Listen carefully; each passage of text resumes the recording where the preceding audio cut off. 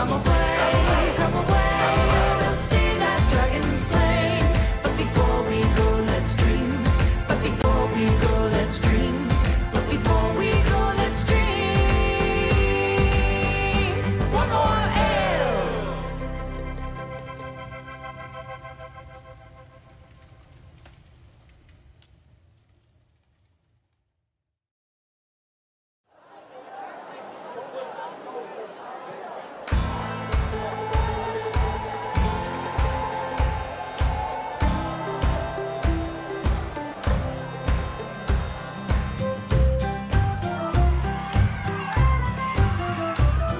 We've come on down to the tavern for trouble and for fun, and to talk about the old prophecy. And we all sing songs at the tavern of the fights that we have won, and we dream about our next victory. Come away, adventure calls today, and tomorrow we'll tell of our tale. Come away, we'll see that dragon slain. But before we go, let's drink one more ale.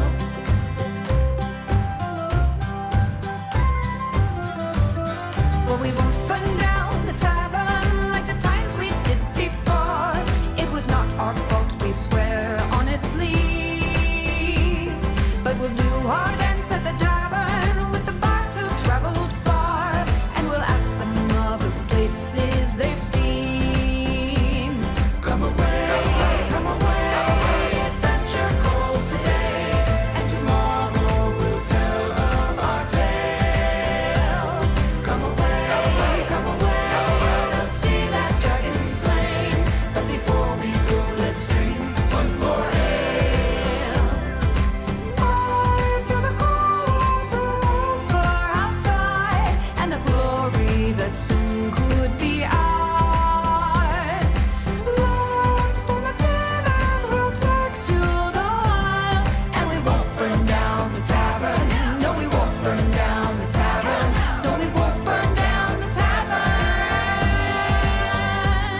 Come away, adventure calls today, and tomorrow we'll tell of our tale. Come away, we'll see that dragon slain. But before we go, let's dream. But before we go, let's dream. But before we go, let's dream. One more ale.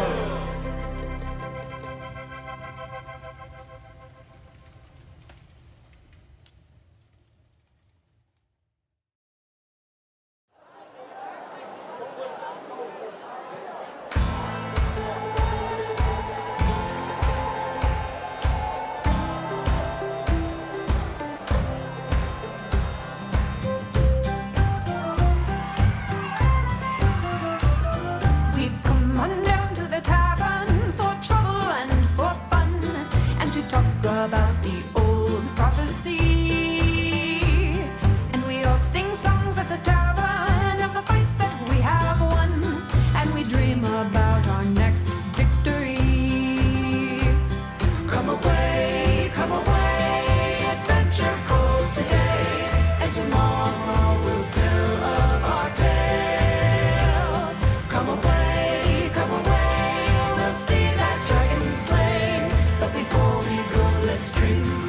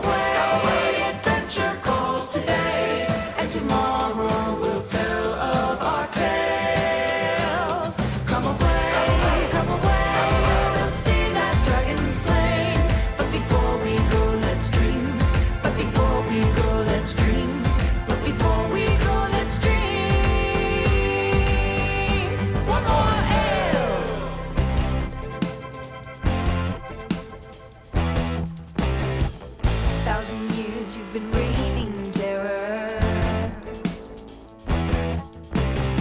stoking our fears from deep in your lair. We're here to tell you that your time has come. This is our kingdom today. Who are the fools who would dare threaten me? Dragon can fall, we'll slay you with our mighty sword. Dragon can fall, your heart will soon be ours. Dragon can fall, you are the beast we're training for. We are the party who dare threaten you. We have no fear of your ancient power. Your weapon fire will not make us cower. We're here to tell you that the spells are cast. You will not last the night. You are the fools who will now feel my wrath. Dragon can fall, we'll slay you with our mighty sword. Dragon can fall, your heart will soon be ours. Dragon can fall, you are the beast we're training for. We are the party who now will fight back.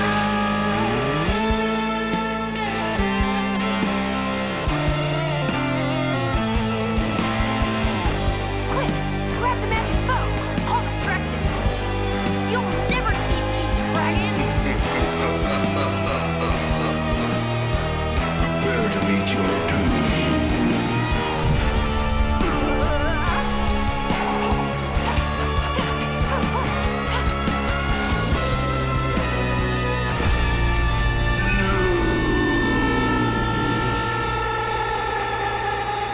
Dragon can fall, we slay him with our mighty swords. Dragon can fall, his heart will now be ours. Dragon can fall, he was the beast we're training for. We are the party who claim victory.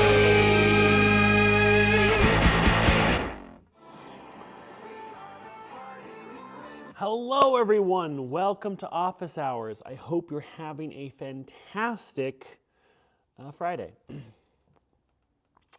Let's see. Do we have audio issues today? Let's see. I think not. I think we did it. I think we did it, team. It's good to see all of your names here on this wonderful Friday. Office Hours. If you're brand new here, what is it? Office Hours, where I talk to you about some new features we're releasing, some new research, learnings, all of that, and then of course I answer your questions. So let's go ahead and kick things off with what we've been working on. We've been a ton of work on kids games, tons. I've said it once, I'll say it again. Kids games is a beast of a project. It involves a lot of not only compliance work, but a lot of how do you essentially replicate the application that we've already built for kids games explicitly. And it's really tricky. I mean, one of the hard things about kids games is, what is it? We're working right now on the application stage. So if you're a GM and you want to apply, that's going to be really tricky. You have to have references. It's gonna be great. I'm very excited for it. But the thing is, kids games, the work that we're putting into it, it really is sort of once we get to a certain apex, then it all begins to just snowball. And it gets really, really fast. And right now, we are kind of at that moment where we are almost at the top of the mountain and we begin to kind of snowball down because everything is kind of built. And then it really becomes operational stuff rather than technical work. So it should be really, really exciting. Let me see. Oh, we just launched the Online Now filter test. So from some of our research and some of our interviews, we realize, especially parents, and so that's why we built this, but we realize there's some evidence with current players too. They'll come to the site and they want to find a GM that they can talk to right now. And so that's what led to some of the earlier response rate kind of product. But that's why there is the Online Now feature. So if you have your status turned on, and I come to the site, I can see who is online now or who has recently been online if I'm looking to speak with a GM this moment. We think this is really good for folks who are trying to book something today because they want to find a GM they can talk to immediately. This is great for folks that are probably looking for something last minute, or they're looking to do like a bachelor party, or they're looking to do like a birthday party, some sort of event, and they're like, I need to communicate with the GM ASAP to work out these details so I can get this booked and figured out. And I think about there are, this kind of exists in places like Upwork and a number of other kind of marketplaces where there's a level of urgency. So if you have your status turned on in your settings, then you will show up when people in the test navigate for when searching GMs looking for the recent activity. Let me go ahead and see what else have we recently launched. Oh, that has yet to come out. That is for next week. Okay. Keep that on the down low. And now if we can message from our phone, that would be amazing. Dreamsville, you can message from your phone. The website works on mobile. You can just go load up Safari and StartPlaying.games. You can message right from right here. I'm not sure. I'm confused on what you mean on your phone. But let me continue. We are putting in the review friction into the GM application test. This is something that we're launching probably in the next 2 weeks, where it'll be an A/B test. So if you are applying to be a GM, you'll have to get 5 reviews before you can submit the application. So some people will have this, some will not, and then we'll go ahead and look at both cohorts and see which one performs better, 30, 60, 90 day. We did this before when we had the application, and just overwhelmingly, those that had the application performed better in metrics across the board. So we will be running this test very soon as well. Let's see, what else do we have? Kids games. We're doing something very cool with D&D Beyond soon. Can't talk about that yet. A lot of this stuff is secret. I can't talk about. Okay, so the next thing I talk about is player bounties, which I think some of you already know about. Player bounties is where a player, if I wanted to, I can come to the site and maybe I don't see the exact game I'm looking for. I can go ahead and put in a bounty. I can put in essentially, I can post something to the bounty board saying, hey, I want to play, let's see, what would I want to play? What have I been wanting to play? I want to play Apocalypse World. And I want to play Apocalypse World with myself, and I have 3 friends I'm bringing.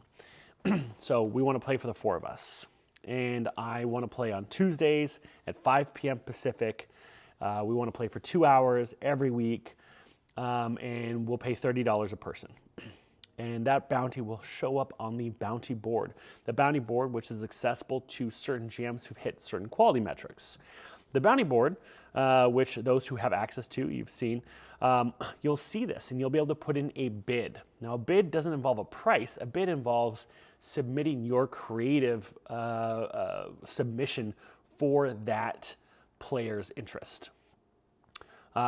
So I would say, well, I'll run Apocalypse World for you, and this is how I would run it. And you would essentially say, I'll meet your specifics. The player essentially gets 3 bids to review. They're all at the same price because the player sets the price they're willing to pay. The floor is $25, the high is $50. So the player kind of chooses between $25 and $50 how much they want to pay in $5 increments. The GMs see this, and up to 3 GMs can submit, and then the player gets to choose between these 3 of which ones they want to book. Now, sometimes these will be a private game. Like if I say, hey, listen, this is just for me and my 3 friends, so the 4 of us. But sometimes it could be like, hey, I really want to play this game, but I don't have a group. The GM can turn this on for recruiting, so it also becomes a public game, creating inventory in the marketplace. So this is something that is coming. We're working on it. There's a lot of fine details that we need. There's not a lot of details that we need to refine. Let's see. Does everyone have access to turn on online now? Yes. Brittany Scott, 8,240. You do have access, I believe. Can someone in chat remind me where this exists? I believe it's in your account settings under privacy.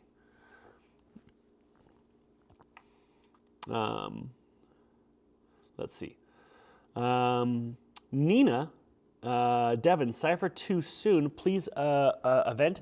Listen, if Cypher is interested in doing an event with us, we are always open to working with whatever publisher reaches out if they have the bandwidth to make an amazing event on the platform. And it really is up to the publishers. If they want to partner with us, we are absolutely welcome to. We only have so much bandwidth that us as a team can commit to things. And so that's why publishers signing on to be a great partner is what kind of determines what events we do. So if they're interested, I'm 100% on board.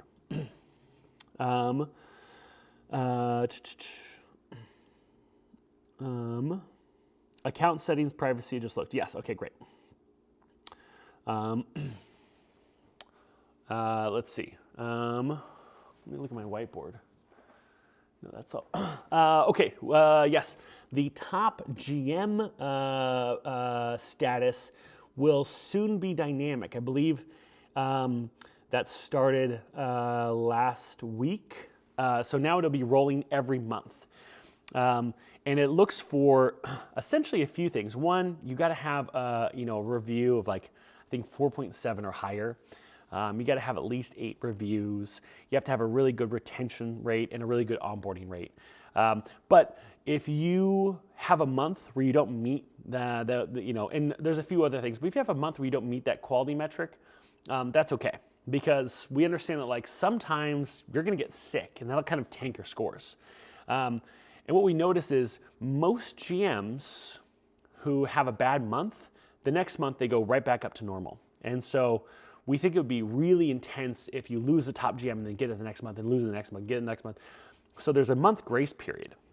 So essentially if you have a bad month, it's okay. If you come back to your normal self the next month, nothing happens. So there's a month grace period between those metrics. And that's essentially, we realize, smooths out around 90% of GMs.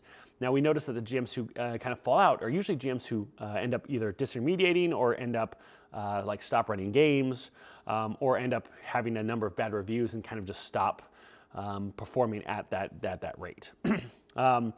So this is kind of how we approach the ideas, like how do we make this really equitable, but also still realistic to tell a player, like this is a great GM and the experience you're going to get with them is trusted. And so we had to find a really good way to strike that balance of we have enough data to say like, yes, you're likely to have an amazing experience with this GM, but also being like, hey, like this is also a human who like will have a bad week and not let that just like tank their scores.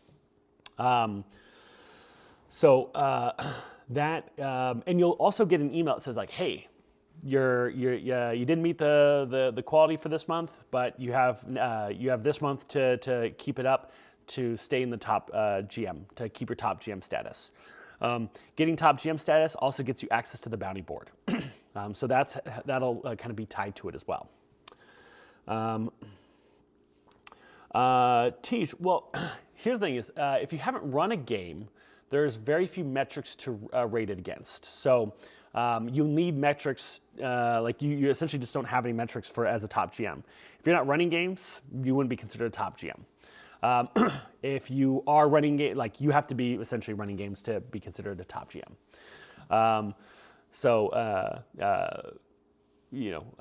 Someone who hasn't run games in 6 months wouldn't be considered a top GM because they haven't been active. We don't know what's going on with them. But once you start running games, then you can actually start seeing that number improve.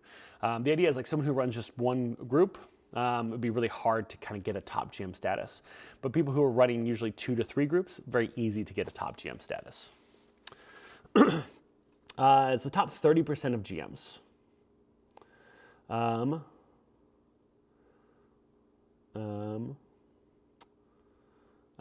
Is this a single title for a single person?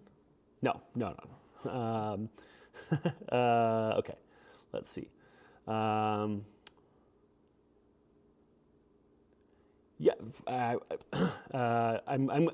Thank you. When I actually put forward the product reference document to one of our wonderful engineers, I said like, how can we make this like make sense? And we didn't want to be robotic, you know. We understand that like these metrics can be stressful, and not everyone wants to be a top GM. Not everyone wants to mess with that. But we also understand that like when we introduced top GM, we saw across the board it helped all bookings. It helped more. We just saw generally more bookings across the site, not just with top GMs, just more bookings showed up. We think that's because people who saw the site saw like, oh, there's some sort of system here that gauges quality. This is an active marketplace that gauges that. This must be more trusted.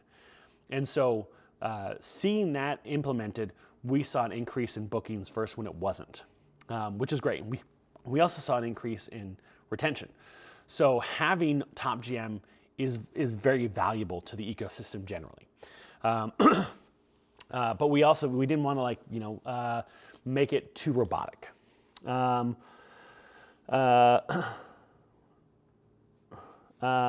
the top GM, will there be more metrics that we can see? It's same metrics. Question, how to know if you have top GM stats? You'll get an email as a player and as a GM. Okay, let's see. Some other things that I can kind of chat on right now.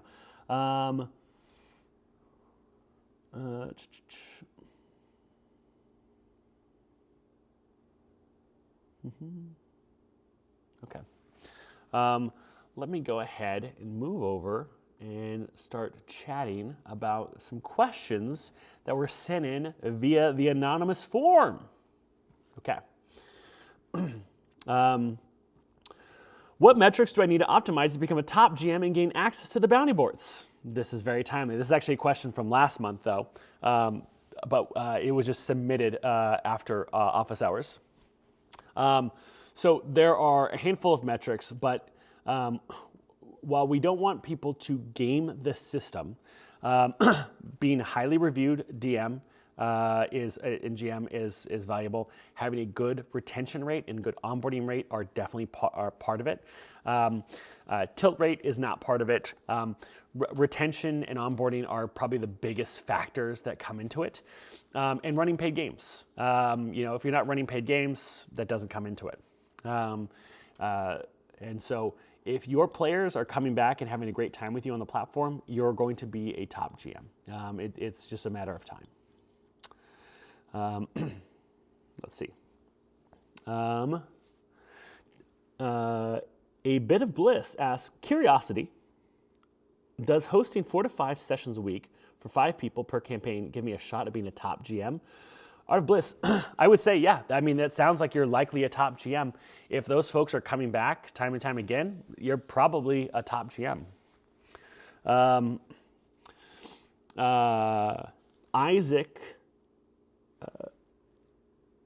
Isaac Sanborn, 6,810 asks, what would it mean if I really have a really high retention rate, but onboarding success rate is not very high? I don't fully understand the difference in how only one of those would be high. Well, your onboarding rate is someone who plays with you and then also continues to use the platform. And your retention rate is someone who plays with you and continues to play with you. So you could have players who have played with you and continue to play with you every week. But your onboarding rate is the time a new player comes to the site and continues to use the site after playing with you for the first time. So if a customer comes and plays with you and you're the first GM they've ever played with, what is the likelihood they continue to use the site because their first experience with the site was because they played with you? So that's kind of like first time user and continues to use the site. Retention is repeat user continuing to use the site with you only. Let's see. Isaac Sanborn, 6,810. Let me know if that answers your question. Yes, Top GM will be site-wide now. Is the Top GM notification email an upcoming thing? It is an upcoming thing, yes. Okay, let's see. What other anonymous questions do we get? For kids games, I fully support the process of making sure GMs are safe, good with kids, have experience. Is there any thought in the process for checking on if kids are going to be good for the fit of the group and if they join? With adults, I feel like it's easier to make a call to remove a player if needed. And with kids, I know in real life, I have to have a rapport to know it's going to have fun with the group. So we've actually talked to a number of GMs who run games for kids professionally and full-time. And kids fit with a group is less of an issue. It really is, can the GM manage that group? Thinking like a classroom, like not every kid plays the same as the other kids. But finding, especially like it's more the type of, are you looking for a game master who is maybe ADH friendly or a GM who is neurodivergent friendly?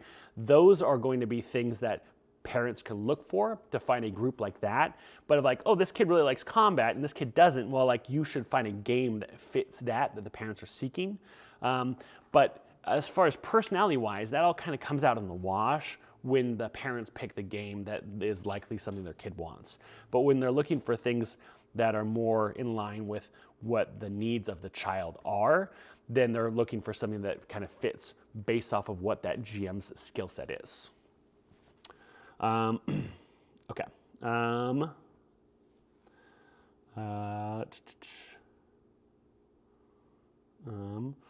Chris the Wicker, is it against the current 2S to use StartPlaying as a payment portal for in-person games? No, there's actually a ton of GMs who do this because it's also way easier than having to do it other ways because the payment automatically applies.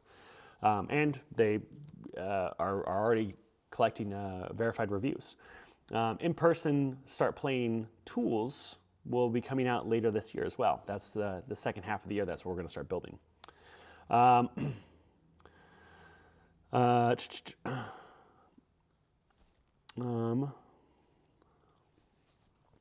Soja Boy, there is no kids game section yet. So there's we've been talking about kids games, hasn't even launched yet. But they do not need to fill out paperwork. Their parents need to fill out a bunch of not release, but they have to fill out the terms of service and that kind of stuff when they sign up for a game.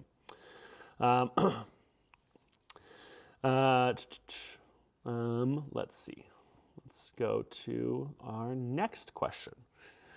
Do free game bookings actually correlate with paid bookings? This is this has an addendum to it. No. If you run a free game, does it lead to a paid game? Likely not. For every 11 people who sign up for a free game with a game master, one of them will likely end up signing up for a free, paid game with that game master. The only exception is often IP that is outside of the hobby or Dungeons and Dragons. The reason being, if I don't know Dungeons and Dragons and I'm learning to play, I might not understand the value of paying for Dungeons and Dragons because I haven't been sold on it yet. So a free Dungeons and Dragons game might be a good sell to then understand the value, because a lot of people balk at the idea of a 3 to 4 hour session for a game that they've never played. So they play a short 2-hour learn to play D&D session, only to be ravenous to continue playing because they had so much fun and they now understand what this game is. So that is a huge factor in if you don't understand the hobby, and you're coming to a free learn to play D&D game can be a valuable acquisition tool. Because people who are not going to commit likely have no interest in playing a learn to play game. You still will get some of those people that sign up for it, and they might ruin the game for other people. So you have to be kind of sniff those folks out. But if I've never played this game, I don't understand the value of paying for it. Well, if I have a great time with it, then I'm likely to want to keep playing. But there's other people who they understand the game. They're hungry for it, so they might go out and seek to pay for it. The other thing is there's people who are going to see the game Invincible and oh, I love the show. I don't understand what a tabletop RPG is, and they might sign up for one of these games for free because they don't understand what a tabletop RPG is. So that type of IP might also be valuable for a free game. But something like Vaesen, which is a freely game, an original IP that doesn't have a base outside of tabletop RPG, I don't think you're going to get a paid player from a free game. So I hope that answers your question. Jahar, question, I have 6 verified reviews, but 10 total, so I won't be a top GM, though I'm at 100% for everything. Jahar, keep it coming. Just keep jamming. I mean, the thing is, you can't expect to be top if you're just starting out. You gotta, the idea is it's something that you earn that you're working towards. And if you already at 100% of everything, you have 6 reviews, well, you got time to get there. So keep at it. This is the whole process is you are building yourself to that point.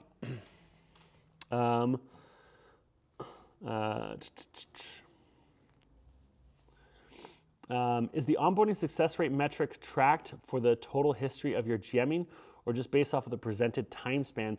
I ran a few free system introduction games for Fabula Ultima. So it is 28 days.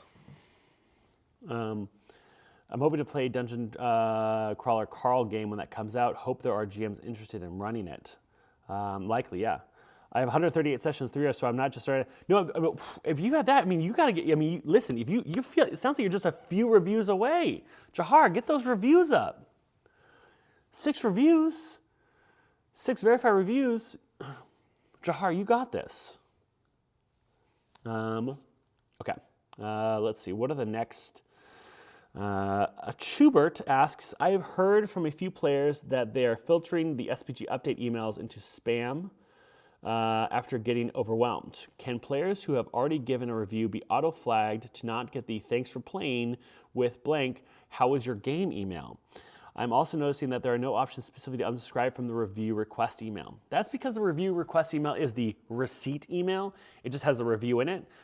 It's a transactional email. So it's the email that you get when you've been charged that has the hey, this is your charge email.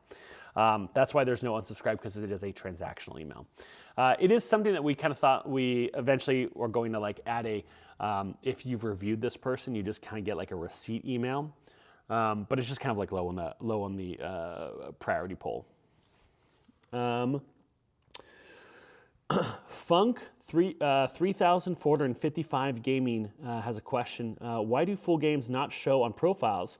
Why would it not be good to show FOMO of other games? Funk 3455. We actually tested this twice, and it ended up showing that people just book less when they see full games. They're less likely to actually convert. That's why we don't do it. People don't book when they see full games. Can players who haven't previously played in one of my games leave a review? Soja Boy, yes. Soja Boy, it also sounds like you might be pretty new. I would recommend taking the onboarding. It's incredibly valuable if you're brand new to the site. On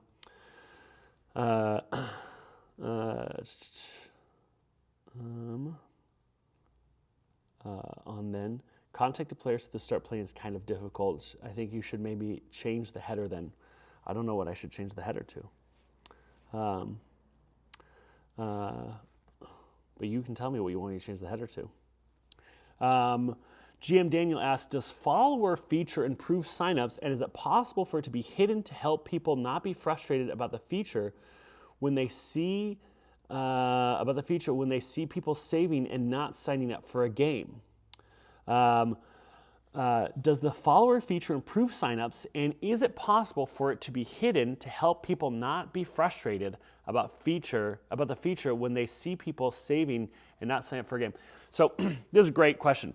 The follower feature leads to bookings, but what we notice specifically is the people who are booking into multiple games and essentially just waiting to see which one books and then leaving the other stopped doing that because they follow games now.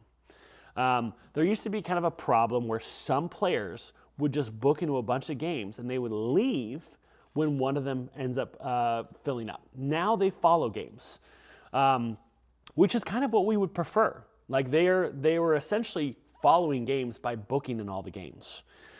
Instead, now they are following it. And that is a much better pattern. Now, anytime someone's following your game, they get notifications when new people join, when there's only a few seats left. And if you're following a game that's full, they'll also get a notification when someone leaves and a seat opens.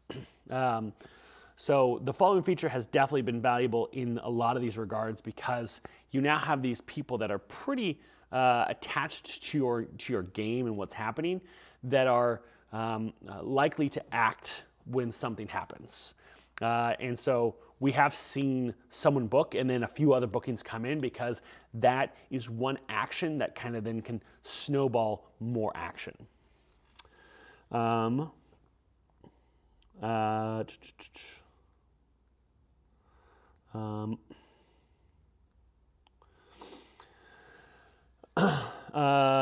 implausible.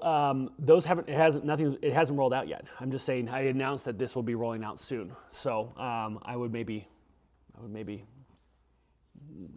don't think I hate you yet. Also, it has nothing to do with hate.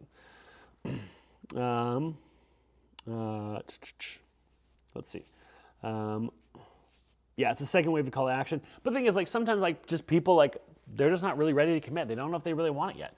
And the idea of seeing other social proof is a way to get people interested in wanting to do an action. When they see other people doing something, that is literally what causes people to take action. And especially when they see like, oh, there are 6 people that also are watching this. That will not only make people want to follow something, but it also like makes people like, there's something interesting about this. Let's see. What do we have next? Nina, Cypher 2 is launching this summer. Will SPG working with Mont Cook Games on an event? I'm really looking forward to playing Cypher 2. If Mont Cook wants to work with us, we are totally open to working with them to do some sort of event. Again, it really comes down to if they're interested to partner with us. We, again, only have so much bandwidth as a team, so we kind of dictate our events based off of what publishers want to hop on and make an event happen. Keith Langley, no, we made it, it's only one way. So the only thing that they get messaged essentially if anything happens that's actionable. Because we don't want it to be if not, it would just be like a channel for spam. Nothing implausible. I'm just kidding. I don't think you hate me. Okay, good. That was on the back of me, but good. I don't hate you. Nothing implausible. And that when I say that nothing's implausible, that doesn't mean the idea of hating you is implausible. I'm just saying your name. That D'Angelo. Is there any chance we can get more detailed SPG stats for games ran, such as this GM has ran X amount of Vampire the Masquerade, Y Curse of Strahd, said to help me validate our experience? I think you can see that when you review. You can actually see that when you go and review the game system. But we'll probably do something more like that down the road. We just haven't seen players have an interest in that. To like sway their bookings. But if you want to see some of those more specific stats, when you go and review a game system or a virtual tabletop, it'll tell you how many times you've run that system in the review. Okay. Shivek asks, are there any interesting insights from the follow listing feature that can be shared? A lot of folks are curious and anxious about having plenty of followers to fill a game, but not having those followers convert. Yeah, I mean, it's one of those things where sometimes people are following, but they're not converting. Focus on, focus on action into those games, because those followers will hear about it. And the idea is, like, if one person books in that game and you have 6 followers, those 6 people are going to hear that someone else has booked in that game, which is exciting. Let's see, what else do we have? Trevor, with the change to review links becoming active as soon as a player joins a campaign, my understanding is this helps cut down on unresponsive GMs and other issues that plagued the site previously. Can you speak to the incidents of users leaving spurious or inaccurate reviews about a GM's community and not their game mastering, and whether this meets the burden of proof for a review to be accurate, especially if they have only been in that GM's community without actually interacting with beyond text chat? I think I kind of understand. It's like someone essentially getting access to a review link. If you get access to a GM's review link, but you actually haven't played a game with them, that review is invalid. You can look at our review policies for more specifics on, like, what is valid as a review and what isn't, if you want more clarity on that. But if someone has played with you, even in a free game on the platform, they signed up for a game on StartPlaying and they played in a free game, that still counts as playing in a game. And so, if they joined in a free, or you had them marked as free and they played in a game, that would count. And so, but the big thing is, like, every time we do a review investigation, like, we interview people, like, there's so much nuance to it. Like, we don't have a robot that determines if a review is real or fake. Or like an algorithm. We have people, because there's so much nuance required in vetting reviews and vetting review flags. And I'll tell you this, everyone's upset with us. Players are upset on how we decide on a review. GMs are upset on how we decide on a review. And that's how we know that, like, we're being honest about it, because the outcome is not what everyone wants sometimes, because we're trying to be as fair as possible. And there are some players who are not abiding by the policies and they get upset with us. And there's some GMs who are upset that we are abiding by the policies and that we're not taking their side when it's kind of clear that they were in the wrong. And so it is a very kind of precarious thing that we have to navigate, but nuance is part of that. And that's why our team spends a lot of time navigating those reviews. Let's see. What else do we got? Hasbro Wizards of the Coast has become extremely hostile to older players, and StartPlaying is apparently mirroring their attitude. Very unwelcoming, borderline hostile, explicitly told by the StartPlaying management team that I was not wanted, even though I hadn't played a single game yet or broken the terms of service. I have assumed this is because StartPlaying hates old folks as much as Wizards of the Coast. The entire experience was extremely off-putting. Thankfully, my experience and some of the other sites of similar services has been great. Not naming names. This is an advertisement. So this isn't even a question. I see this often. This happens sometimes when people come to our application page and they do not make it past the application. I think I even shared this earlier. This looks like they came through and posted on our Anon link. But yeah, we have the application for a reason, and I do think it's a pretty low bar, the application, but it is a great barometer if you're going to put forth the good work and you're going to be great in the community. And not everyone makes or passes that bar. And again, it's good that we see the application working this way. There's not much more I can comment on that. some of you had seen this. This is just a post of that review that just got posted in there. So I think we're done with that. Okay. What other questions do we have, team? We got another 23 minutes. Yeah, that's correct, Shivek. Beyond potential players being able to read reviews, what do the reviews do as well internally? For example, for searchability. You mean like the reviews on your profile? A bit of bliss, is that what you kind of refer to? I mean, they also help. Eventually, it'd be very cool. Reviews will one day be really good for building a recommendation algorithm.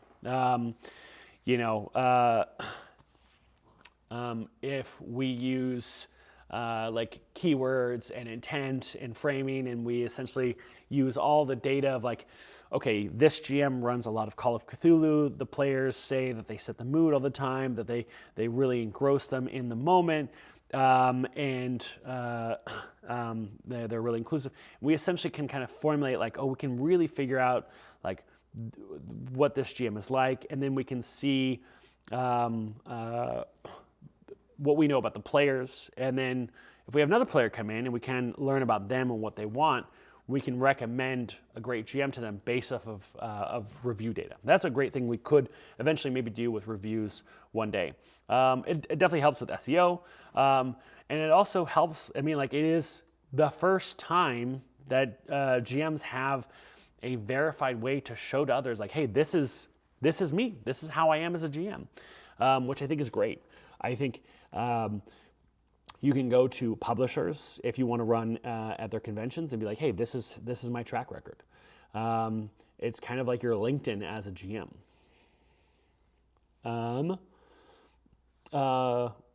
Artless Jet. Question: would there ever be an SBG app? It'd be cool to have notifications directly come to my phone when someone messages you, possibly. Maybe a specific app would just require a lot more development time and energy for an app specifically. Essentially like everything you're designing for your web, then you'd also have to do an app. And so it would just kind of split focus. If we were to do, I think there's other ways we can solve that problem that you're presenting instead of just building an app, which is interesting, right? A lot of times, like, the problem I hear is you want notifications. You want to be able to hear about what's happening faster. And I think there's some ways that we're already exploring internally about how to deal with that in a way that doesn't require building an app. Nina, question: do you know there's a site similar to SBG in Spanish that's been bleeding some of their paid GMs to SBG? I've been approached on advice on how to success. Some SBG in Spanish that is bleeding some of their paid GMs to SBG. Bleeding some of theirs. That, Nina, that makes it sound like it's the reverse, that their paid GMs are coming to us rather than our paid GMs are going to them. Is that what you mean? Or was it the reverse? That like our paid GMs are going to them and not the reverse.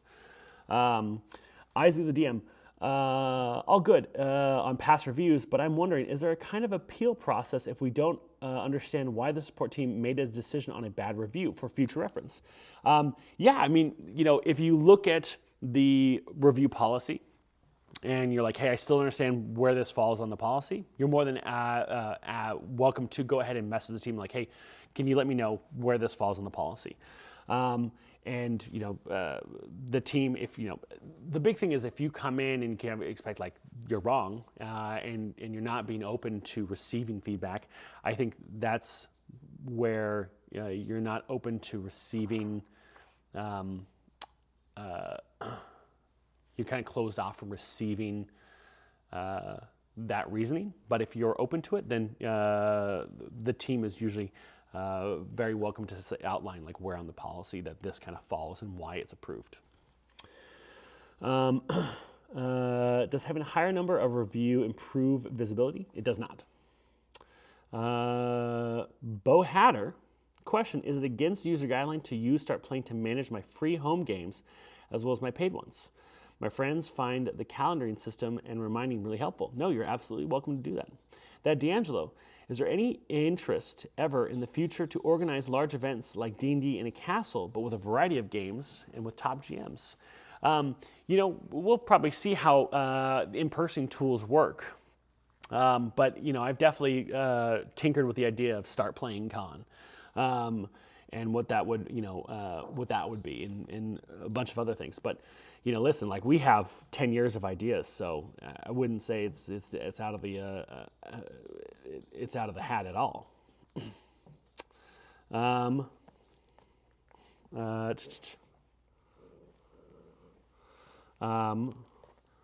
Let's see. They're leaving the other site and coming to SBG. Yeah. Nina, I actually am familiar with that site. I believe it's a Brazilian site, isn't it? And I don't believe they do payments. I believe that's one of the limitations. But we just launched language search on our chat. And I think later this year we're going to have the ability to do, we're going to do an event in Spanish, and we're going to do an event in Italian. Hey, you speak Italian?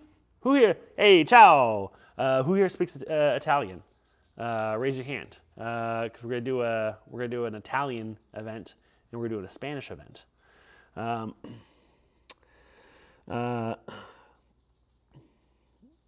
Let's see. Summer Otaku, is there any plans to add nuance to review process? I have played 100 games with a GM and currently debating deleting my first review updates to make it after 100 games. Summer, yeah, you can update review. We are going to make it towards after X amount of time from the last time you've had a transaction or played in a game. You have to have that you can update a review.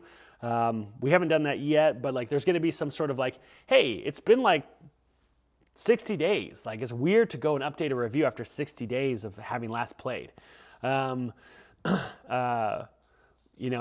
just feels like if there's a serious problem with a GM that maybe happened, that feels maybe more of a report that should be going into the support team. Hey, I was harassed and I feel I just now feel okay coming forward to talk about it.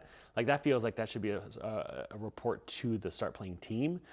But if it was something, there was a falling out and then it becomes a weaponized kind of thing, we feel like there should be a limit on how long you have to review a GM after having played with a GM.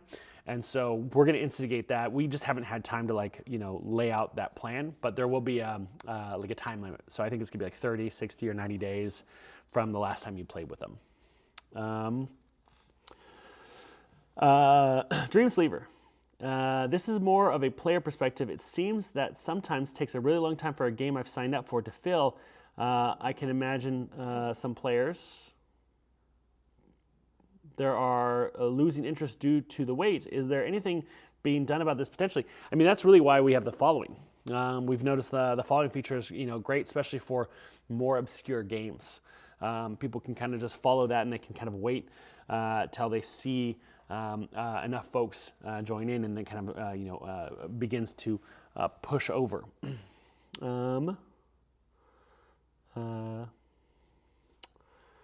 Okay, so I think Miscusi. I think Miscusi is Italian, so I think there's two people who speak Italian here. Yes, you want to come say hi? Do you want to come say hi? Okay. I would love to translate some of the FAQ articles into Spanish prior to the Spanish event. Thank you, Nina. As a Spanish, I can understand Italian, but I just can't speak it. Statute of limitations, that makes sense. Ooh. Okay, let's see. Do we have any other questions?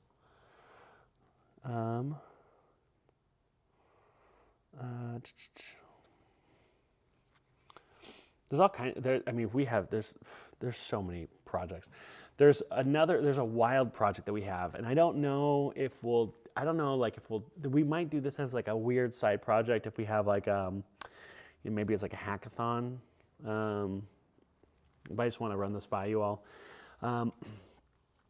If we did something that's kind of like a Start Playing, but for artists, I think if you could go to kind of like a Start Playing search page, but you can find, artists that have already been verified to make really good portraits for like thumbnails for your art, or you can find really good artists to make commissions for your group or tokens or any of that that are already in the Start Playing ecosystem. I always thought that'd be kind of fun because, like, when you go onto Twitter or Threads, you ask for artists, you get so many bots.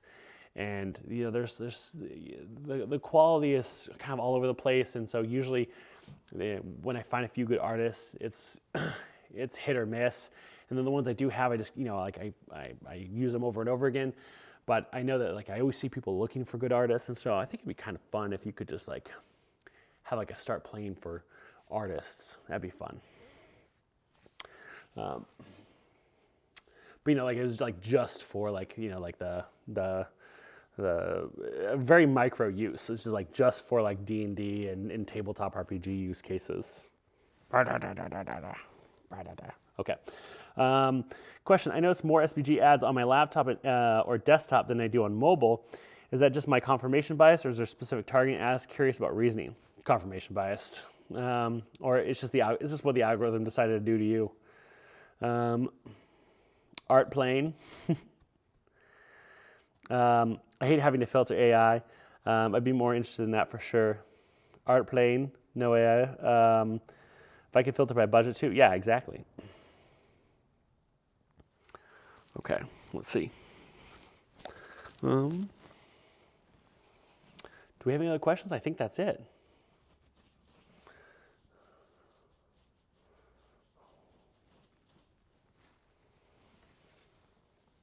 All right, I'm gonna put you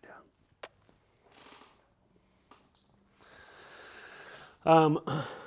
Team, I think we have reached the end of our wonderful Friday office hours. We have, of course, our wonderful work in the hopper. Again, we have kids games full steam ahead. Afterwards, we're going to go into in-person tools. We have the player bounties being worked on right now. All very, very exciting. Oh, we got a few more questions. I know you've said before that filtering AI is difficult, but could we have instead a way to block and not see GMs we don't want to see that use AI? I think you can. I think you can block people. I don't know if that blocks that account. But that'll probably be something that ends up happening down the road. Dungeons and/or Dragons. If you could only have one. Ooh. Dragons. Thank you so much for hosting this. This is great. And immerse myself in the new community. I thank you for being here. You can't block someone. You can have a message. Okay, yeah. All right, team. Thank you so much. I hope you have a fantastic Friday. And me and Valentine will see you all soon. Bye-bye.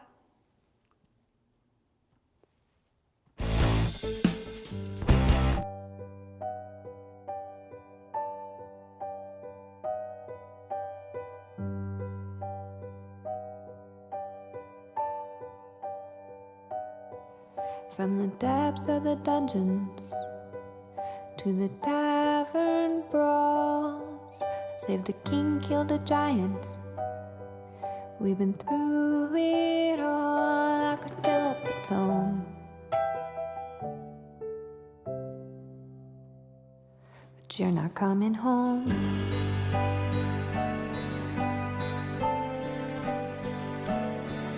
Well, we all saw it happen. We're the ones you saved. Gonna light you a candle. Gonna tell your tale by the light of the moon.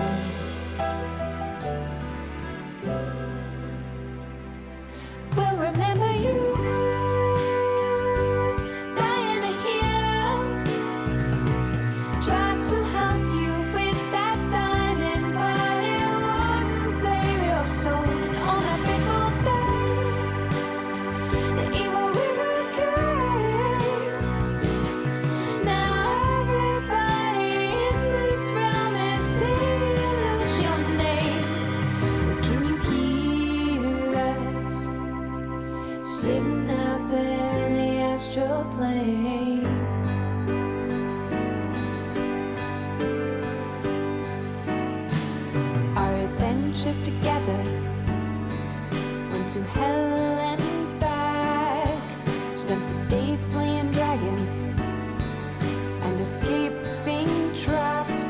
of damage is done.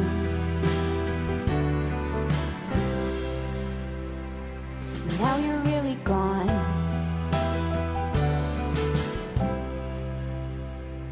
But we'll remember you, Diana here.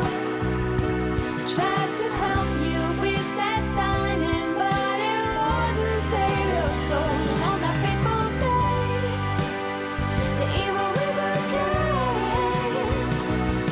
Now everybody in this realm is singing out your name. Can you hear us sitting out there in the astral plane?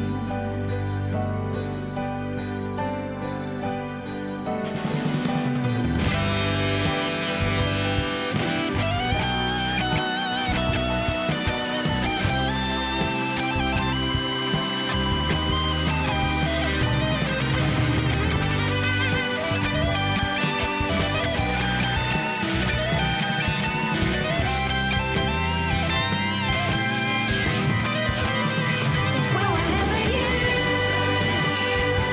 Diana here.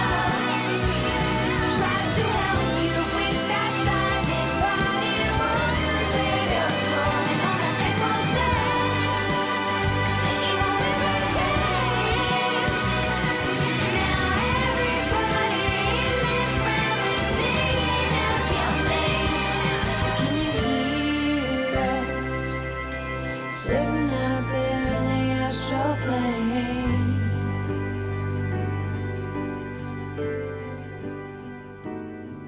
Can you hear us sitting out there in the astral plane?